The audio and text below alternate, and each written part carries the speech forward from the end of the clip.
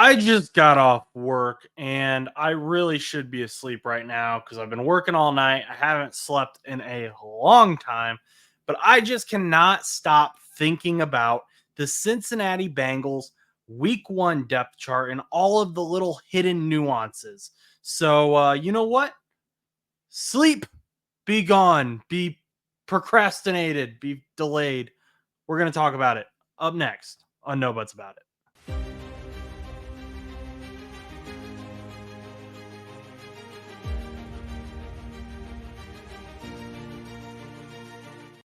Alrighty, everyone. Welcome to No Buts About It. I am your host, Josh Butts, and today we are going to be talking about the Cincinnati Bengals depth chart. Their week 1 depth chart has been released. And I've seen quite a few articles talking about the surprises of the Cincinnati Bengals depth chart. And maybe there are a few, but there's not enough to where I'm freaking out. There are some people who are already freaking out. They're already making these decisions about what the Bengals believe about players, what they think about certain players due to the where they're placed on the depth chart. So first of all, let's just take a look, right? And this is going to be just brief. We're just going to briefly look at this, and I'll pull it up a few other times. So if you don't get everything taken in that you want to, that'll be fine because I'll put it up another time during the show. So first of all, let's just read off the starters. I'll just go top to bottom. So wide receiver 1 is Jamar Chase. No shock there. And then we've got our left offensive tackle, Orlando Brown Jr. Left guard is Cordell Volson.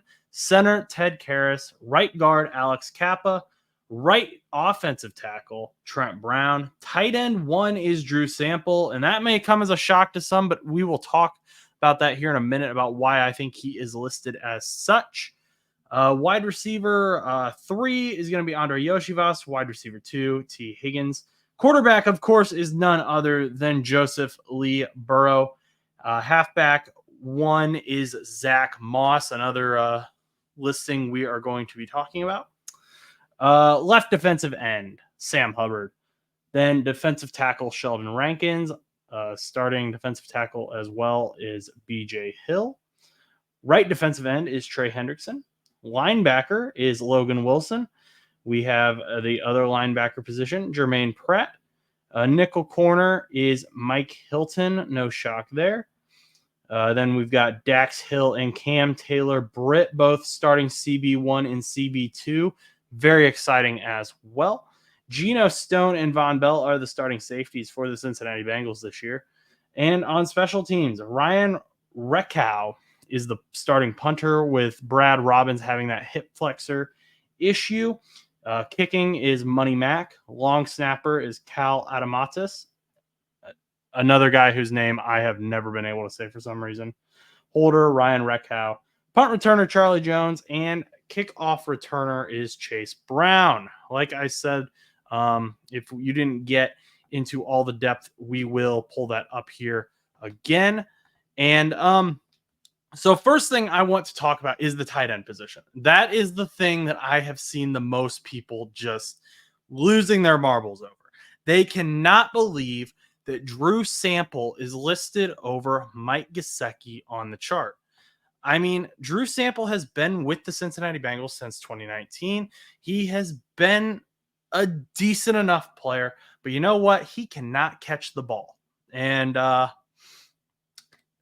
that's true. And it's ironic because in this photo I have of him, he does have the ball in his hand. But if you've watched him, he has a lot more drops than catches.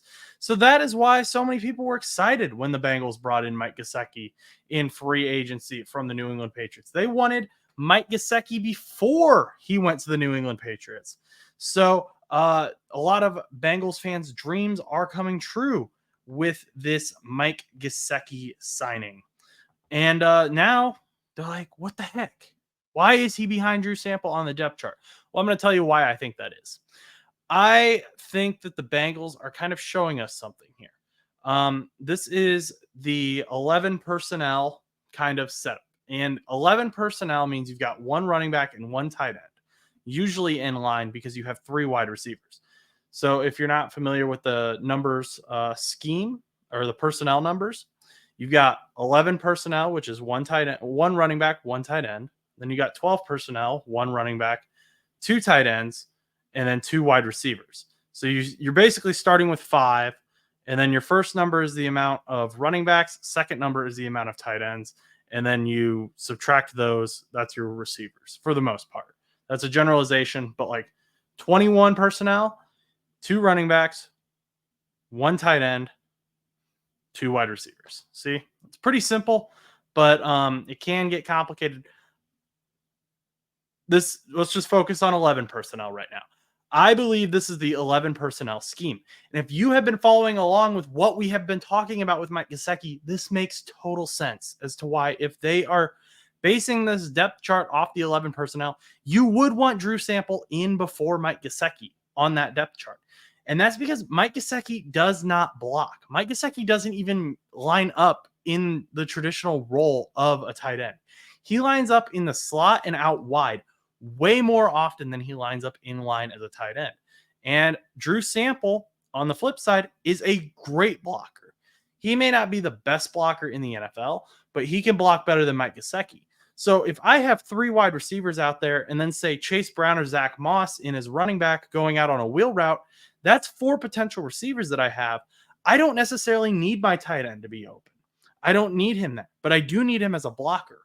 And so this could be a great scheme that we see for the Bengals, where they're essentially getting an extra offensive lineman with Drew Sample. And they already have all these talented receivers. You have Jamar Chase, who I believe is going to be playing this week.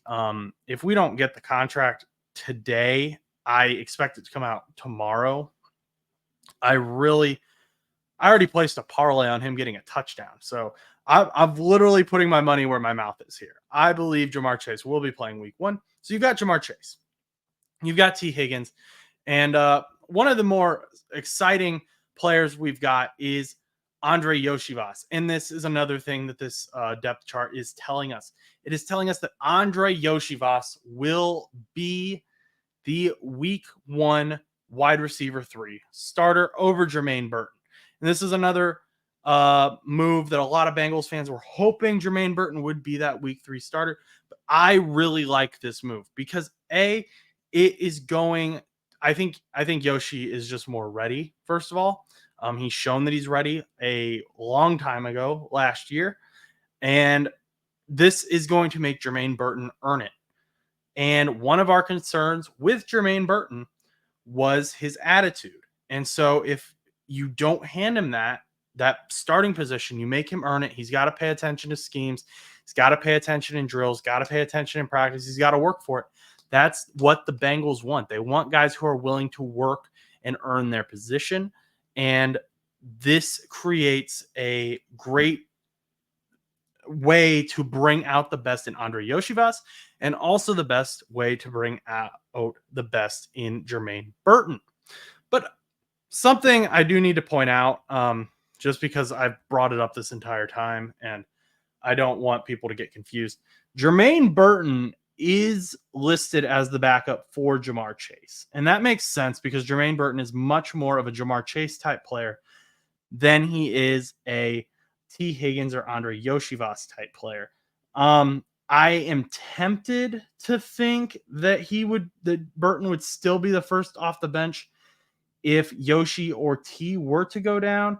However, I could also see Trenton Irwin being quick off the bench as well. It would kind of just probably be an indicator of what the coaches are feeling, or where their coaches feel Jermaine Burton is in maturity and attitude and stuff like that. I don't really think there have been any issues with Jermaine Burton, so I see no reason why Jermaine Burton wouldn't be the first off the bench. But I do know Trenton Irwin has also been a very reliable backup. The Bengals coaches love, so I wouldn't be totally shocked to see Trenton Irwin off the bench before Jermaine Burton as well. So we've kind of talked about the receivers a little bit. We've talked about tight end. Why Drew Sample is listed as Mike Gesicki. Don't worry. Mike Gesicki is going to get plenty of snaps, I'm sure. Probably lined up out wide, lined up in the slot a little bit. That allows them to also move around Jamar Chase, who's very versatile and can line up in the slot or out wide. Suit the Bengals have so much versatility here that they have brought that we probably as fans don't even realize yet what all they can plan. But that was the first major thing that I saw where I was like,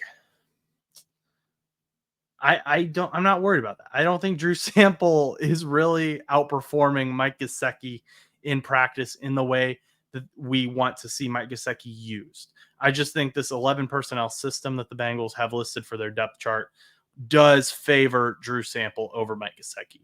In other personnel systems, where they need a receiving tight end, like a 21 personnel system, Mike Gesicki's probably listed as tight end 1. And then maybe you've got Tanner Hudson as tight end 2 because he can block and receive if need be. Let's just move on, though, to the offensive line. So, once again, let's just go down the offensive line one more time. I want to make sure I get this depth chart up as much as possible. And the special teams are going to be covered by the ticker a little bit, but we aren't there yet, so I'm not worried about it. Just reading this over again. Left tackle, Orlando Brown Jr. Left guard, Cordell Volson. Center, Ted Karras. Right guard, Alex Kappa. Right offensive tackle, Trent Brown. And that's where people are getting caught up. That right tackle position, people are like, what the heck? We drafted a guy in the first round. We drafted our franchise right tackle in the first round. Why aren't we starting our franchise right tackle? And of course, I'm talking about Amarius Mims. Amarius Mims looked great against the Buccaneers. He looked phenomenal against the Buccaneers. And yes, it's a preseason game. I understand that. You know, don't put all your chips into preseason. I get it. But he looked great. He was fun to watch. However, he got hurt. He had that, I believe it was a strained pec injury. And there's no reason to rush him back right now.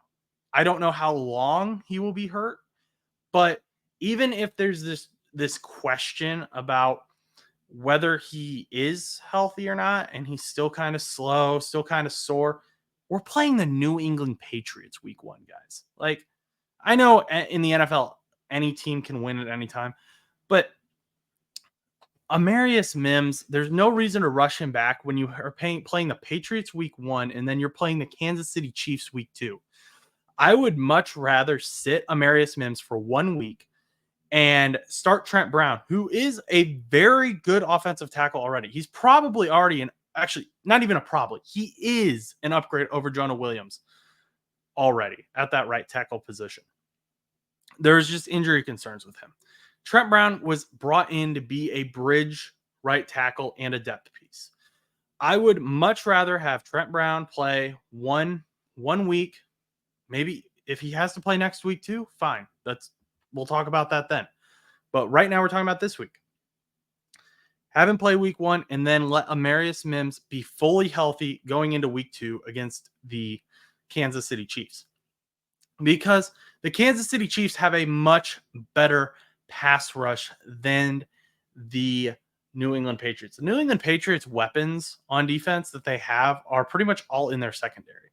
They relied very heavily on Matt Judon for their pass rush, and we kind of saw that after he got hurt last season. They didn't really have much of one. And now they don't have Matt Judon at all. They traded him. I am not worried about the New England Patriots pass rush this week with Trent Brown starting over Amarius Mims. Maybe it's going to be longer than 1 week that Amarius Mims is out. Maybe he sits back and takes 2-3 weeks off. That's fine. I would much rather Amarius Mims get healthy, be ready to go, and not rush back from injury, because I want him to have a long career protecting Joe Burrow. And rushing back from injury does not help that.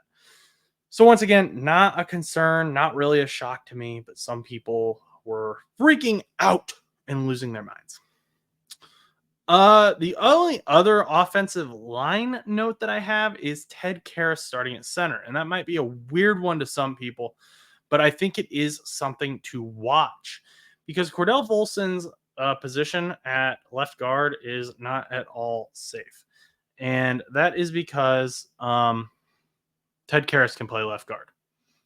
And some of you who haven't been paying attention are saying, how are we going to move our center, Ted Karras, to left guard that we just extended? We just gave him a new contract. Why would we do that? Well, you would do that because the Bengals' 7th round pick, Matt Lee, looked great at center. He didn't allow a single pressure throughout all of preseason and all of his pass protection snaps. He looked great. And Matt Lee cannot move. He cannot play left guard or right guard. He is a pure center. That's part of the reason he fell to the 7th round. But Ted Karras has that experience. We can move him. So Ted Karras is a leader on that line. And it's not going to be a quick, swift transition. It's not just going to happen overnight. And that's why it's not happening week 1. But I would pay very close attention to maybe if the Bengals get really far ahead and we get into that situation where they start pulling the starters because, don't want them to get hurt in a game that they've already won in the 3rd quarter. I wouldn't be shocked to see Matt Lee getting some center snaps and maybe seeing how Ted Karras does over at left guard. See how that works. Because I think eventually we're going to get to the point where the best way to get all of our offensive linemen, our best offensive linemen on the field is going to involve Matt Lee starting at center and Ted Karras starting at left or right guard. So we'll see what happens with that, but I'm just saying keep an eye on that. They did also list Jackson Kirkland as the backup for Cordell Volson. Kirkland had shining moments and he had some dull moments. And Cody Ford as well is kind of one of those guys where I don't know if I feel as confident with them coming in as I do with my other plan of moving Ted Karras to left or right guard, bringing in Matt Lee at center, and then making Cordell Volson the first guy off the bench. I'd feel a lot better about that move than I would about a lot of other things that the Cincinnati Bengals could do. But I am not the offensive line coach. Frank Pollock is. And you know what? This is the year that he's got to earn his paycheck because honestly, if this year Joe Burrow dies again, he doesn't really have an excuse. They invested in the O-line heavily. I don't know what to tell you. Frank Pollock, you're on the hot seat in my mind.